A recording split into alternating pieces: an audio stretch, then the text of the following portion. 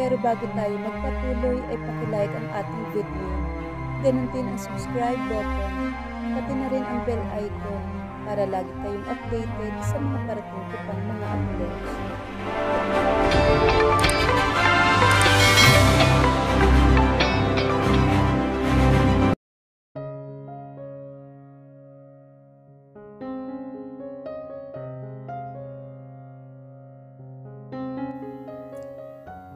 Para medyo maalis naman ang jetlag ni Abel mula sa haba ng biyahe niya, niyaya niya ang anak sa isang pastry product.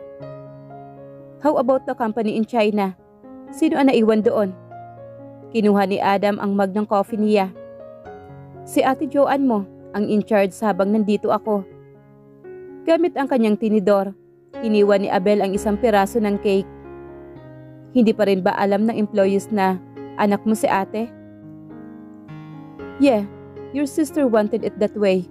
Kung ako lang talaga ang masusunod, gusto ko na siyang ipakilala bilang tagapagmana. But your ate, she wanted to work hard to deserve the business. She wanted to credit her skills and not our relatedness. She's so competent. Panatag ako na iwan ang company sa ate mo. Ang kinatatakot ko lang, she's not getting any younger. 35 years old na siya, pero wala pa atang balak na mag-asawang ate mo. Gusto pa ata ninyong tumandang dalaga. Nakangiting sabi naman ni Abel. Nabayani naman ang katahimikan sa pagitan nila. Nakatuon sila sa kanilang pagkain at inumin. Kinondisyon naman ni Abel ang kanyang boses sa pamamagitan ng bahagyang pag-ubo niya. Umangat ang ulo ng anak niya. I heard from Akisha. You're getting her a new mommy? Lady Ma'am? Napatigil naman sa pagnguya si Adam. Nanlaki naman ang mga mata niya. Ang bilis naman ng balita, yung batang yun talaga. Bulong naman ni Adam. Mukhang mahal na ng anak mo si Lady Ma'am. She's a likable naman kasi talaga ma. At gusto mo siya? I do, yes. Buong katapatan niyang wika sa kanyang mama. Mama niya ito, kaya walang dahilan para maglihim siya ng nararamdaman niya dito. Dahil wala din namang kwenta yon. Abel knows Adam. Para saan pa? Pat naging ina siya ng mga ito kung hindi naman niya kilala ang sariling anak. Ginagap naman ni Abel ang kamay ni Adam. I'm so proud of you, son. Binawi niya ang kamay at kinuha niya ang tasa ng kape. Since your late wife passed away, you were so distant to people. Nakakatuwa naman na malamang you are opening up your heart for another love. Sayang lang at may gusto pa naman akong ipakilala sa'yo. Yumuko si Adam na nakangiti siya. Very understanding and supportive talaga si Abel bilang ina. Hindi tuloy niya maisip kung bakit nagloko pa ang papa nila. Why his father cheat on Abel and forget them like that. Wala na naman siyang pakialam. Naiisip lang niya na hindi deserve ni Abel ang masaktan. Between them two, he thinks that mas deserve ni Abel ang second chance ng love. Kahit pa matanda na siya. Hindi niya kasi na-enjoy yun noon kabataan pa nito. I want to meet her. I know that she's a good woman. Dahil nagsimula kang magkagusto sa kanya sa maikling panahon. Ngunit gusto ko siyang makita mismo. Gusto kong malaman kung magkakasundo ba kami bilang in-laws. In-laws? That fast? Ni hindi pa nga niya alam na gusto ko siya. Pagtawa naman ni Adam. Then tell her, anak, aba, you are 34 years old. Are you and your sister silent competition? Patagalan bang makahanap ng partners? Nakangiti naman si Adam. I will set a dinner for the three of us. Good, very good. Kumindot naman si Abel bago uminom sa kanyang kape. Pagka-uwi naman ni Luis, pinagsisira niya ang mga gamit sa ibabaw ng mesa o kahit saang makita niya. Kasabay na malakas ng pagkabasag ng mga gamit ang malalakas niyang sigaw. Agad na napatakbo naman si Yaya Tessie para tingnan kung ano ang nangyari rito. Pero wala rin naman siya magagawa para pigilan ang galit at pagwawala ni Luis. Napapatalo na lamang siya sa gulat tuwing may binabasag ang amo. Nagtaog pa ito na mesa at mga upuan. He's furious because of his encounter with Adam. Kahit na ilang ulit niyang itanggi, little by little, may nagiging klaro na sa kanya na mayroon pa ring natitirang pwesto si Maxine sa puso niya. Gusto niyang itigil ang anumang pag-usbong na nangyayari sa pagitan ni Adam at Maxine. Hindi siya handa at hindi siya sigurado kung magiging handa na ba siya na makitang masaya ito sa piling ng ibang lalaki. It is selfishness, pero hindi talaga niya kaya na ipaubaya sa iba si Maxine. Kung hindi niya makuha ito, walang sino man. Nagsimula siya sa pagmumura at pinagpatuloy niya ang pagwawala niya.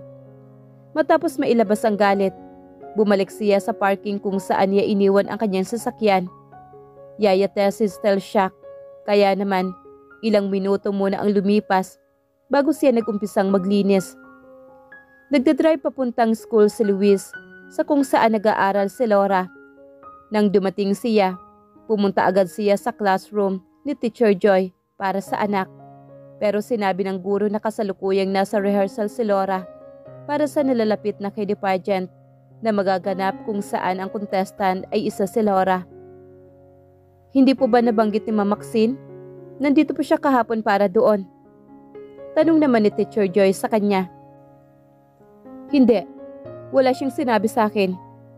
Umiling-iling pa si Luis. Saan ang rehearsal, Teacher Joy?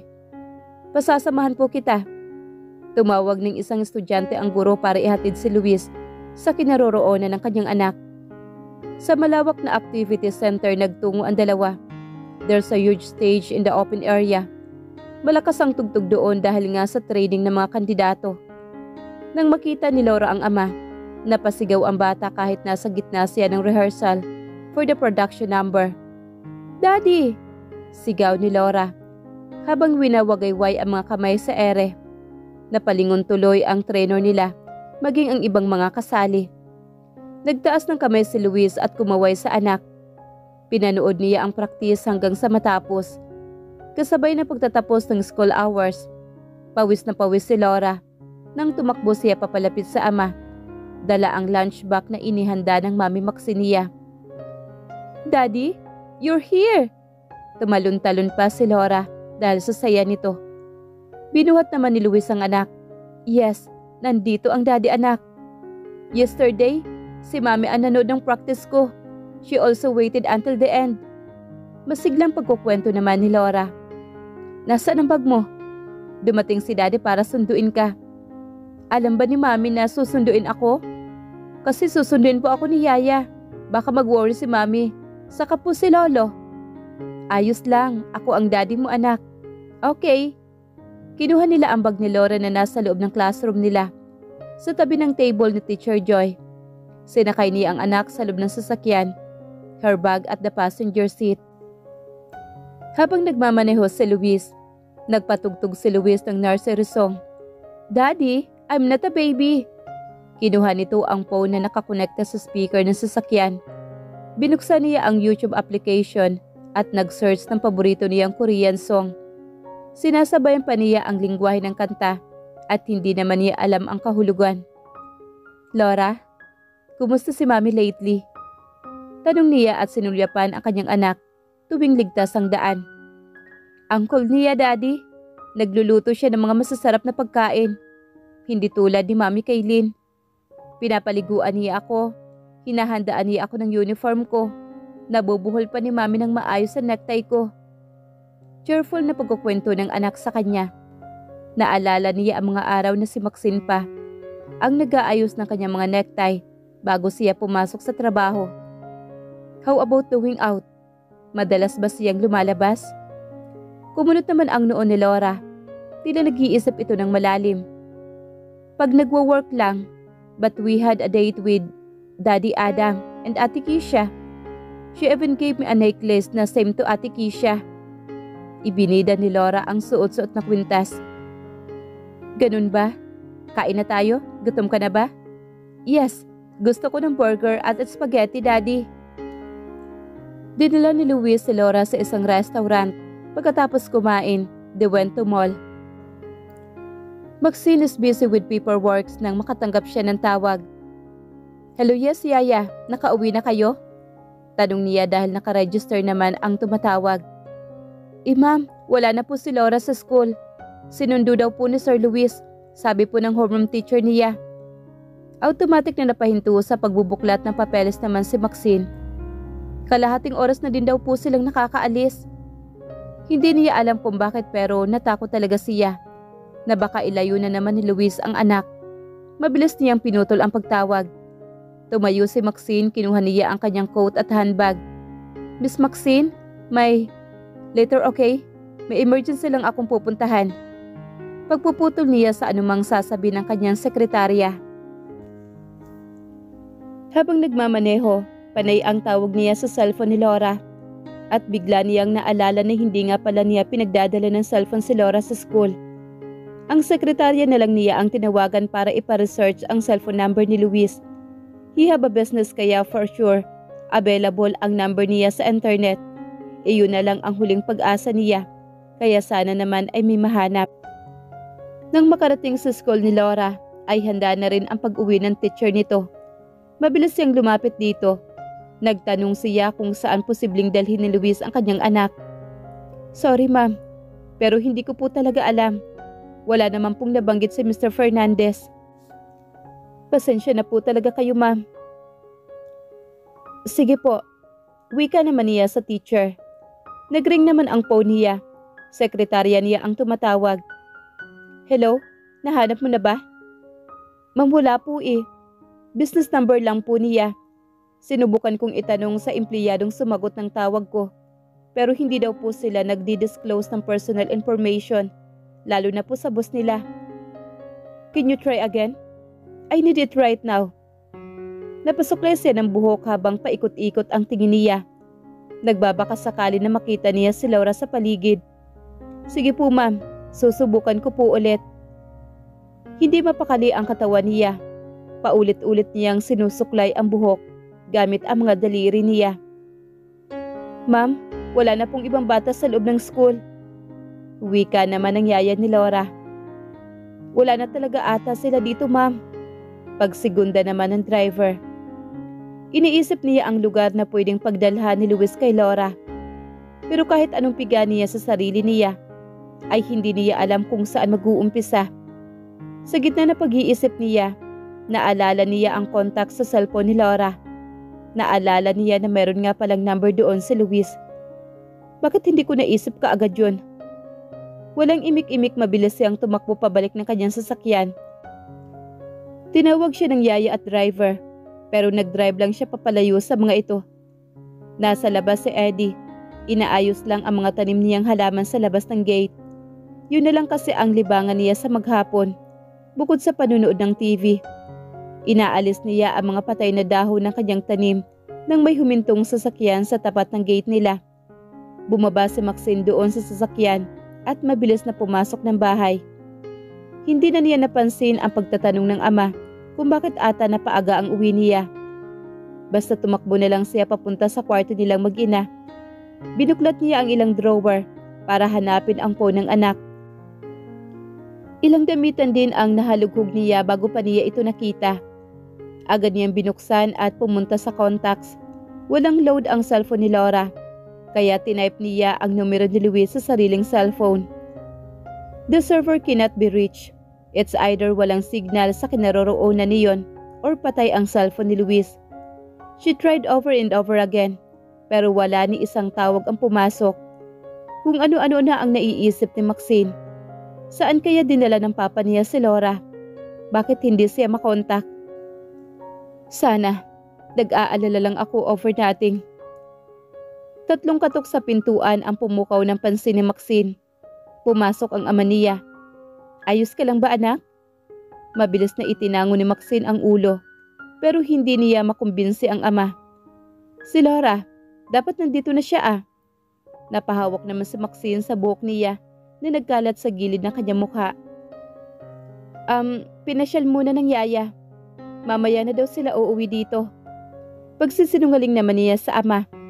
Hindi niya alam kung anong magiging reaksyon ng ama kapag sinabi niyang kinuha ni Luis ang anak at walang nakakaalam kung saan ito dinala. Ayaw niyang mag-alala ang kanyang ama. Ganun ba? Kaya pala wala pa eh. Mag-aalas 6 na. Paano? Babalik na ako sa mga halaman ko ha? Pagpapaalam naman ni Eddie. Sige po pa. Nang makaalis naman si Eddie, Muli niyang tinawagan si Luis. Nang mag-ring ito, mabilis niya itong tiningnan na sana ay si Luis. Pero ang sekretarya niya ito. Dala ang balitang hindi nakuha ang numero ng dating asawa. Sa pagsapit ng gabi, nasa labas lang ng bahay si Maxine. Nag-aabang, nagbabaka sakali na ihatid ni Luis si Laura sa kanila. Minuminuto niyang sinusubukang tawagan ang kaparehong numero. Dumating na si Marco, dumating na rin si Giselle at lahat. Pero yung hinihintay niya ay wala pa rin. Hindi rin makauwi-uwi ang yaya at ang driver dahil nga sinabi niyang gumala ang mga ito kasama ang anak. Anong ginagawa ni ate sa labas? Tanong naman ni Giselle sa ama. Kakapasok pa lamang niya. Hinihintay yung tatlo. Ginala daw kasi ni na Asuncion ang pamangkin mo. Mula sa pagkakasandal sa sofa, napaupo si Giselle ng maayos. Hindi yun totoo dahil nakita niya ang dalawa sa kanto. Papasok ng subdivision pero hindi nila kasama ang bata. Tumayo siya at nagpaalam sa ama. Nasasama ng ate niya sa labas sa pagbabantay. Naabutan ni Giselle ang pagpauli-uli ni Maxine. Alam na agad niyang may mali dahil sa hindi ito mapakali. Ate, natigilan naman si Maxine at nang harapin niya ang kapatid. What's going on? Kasama daw ni Yaya Asuncion si Laura. Bakit nakita sila sa kanto? Tinalikuran ni Maxine si Giselle. Wala, pumasok ka na. Nasaan ang bata ate? Hindi nagpaawat ang nakakabatang kapatid. Sabihin mo na ate. Gusto mo ba puntahan ko pa si Manang Asuncion para magtanong? Katahimikan. Nabalot ng katahimikan ang paligid. Bago magsabi si Maxine ang totoo. Kinuha siya ng papa niya. Hindi ko alam kung saan dinala. Hindi ko rin makontak. Ano? Kailan pa? Pagkatapos ng klase. Di wag mo nang sasabihin ito kina papa at kay Marco ha. Animal talaga. Wika naman ni Giselle. Ilang minuto na naghintay ang dalawa sa labas hanggang sa may isang hindi pamilyar na sasakyan ang huminto sa tapat. Kasunod noon ang BMW na gamit ni na Asuncion sa pagsundo kay Laura. Mabilis nang bumaba si na Yaya Asuncion at ang driver. Nagbukas ng pintuan sa hindi pamilyar na sasakyan at lumabas naman doon si Luis. Napahakbang ng ilan si Maxine papalapit. Humahaba ang leeg niya kakatingin sa loob ng sasakyan. Nagtitingin kung naroon nga ba si Laura. Lumakad naman si Luis sa kabilang side ng sasakyan at inilabas ang natutulog na anak. Mabilis na sinalubong ni Yaya Asuncion. Kinuha nito si Laura at dinala sa loob ng bahay. Ang driver naman ang kumuha ng mga gamit ni Laura. Nangangalaiti sa galit si Maxine. Nakakuyom ang kamay niya dahil sa sobrang galit. Ang kapal naman talaga ng mukha mo, Luis. Noong nasa sayo ang bata, hindi namin siya pwedeng makita ng walang permiso mo o nung hitad mong si Kailin. Tapos ngayon nasa amin, kukuhanin mo ng walang paalam. Ang kapal ng mukha mong animal ka. Susugod sana si Giselle pero hinawakan siya ni Maxine sa pulso niya. Di pumasok ka na. Tabihan mo muna si Laura. Please. Ako na ang bahala dito. Pero ate, dali na. Ako na. Pumasok ka na. Tumango-tango siya habang itinataboy si Giselle papasok. Pinandilatan ng kanyang nakakabatang kapatid si Luis. Nag-sign pa ito ng daliri kay Luis bago iwan ang dalawa. Hinintay muna ni Maxine na tuluyang pumasok ng gate si Giselle bago harapin ang dating asawa. Mabagal siyang lumapit dito. Tumigil siya ng kalahating dipan na lang ang distansya nila sa isa't isa. Matagal na niya itong gustong gawin at sa tingin niya, ito na ang tamang panahon. Malakas niyang sinampal ang mukha ni Luis 2 beses. Kapag nangyari pa ito sa pangalawang pagkakataon, I swear, ilalayo ko ang anak ko. Hinding-hindi mo na siya makikita muli. Kahit na lumuhod ka pa at magmakaawa ka sa akin. Ilang taon ang ninakaw mo sa akin bilang ina niya. Kaya hindi ako magdadalawang isip na gawin din yun sa'yo. Because you doesn't deserve her innocence. Kahit nakatiting. Kahit na ikaw pa ang ama niya. Mariing paglalabas ni Maxine ng kanyang saloobin. I'm sorry.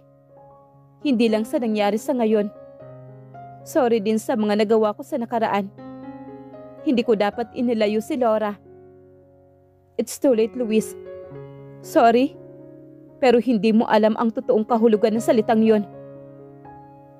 Matapos ang mga nais niyang sabihin, pumasok na siya at kinandado ang kanilang gate.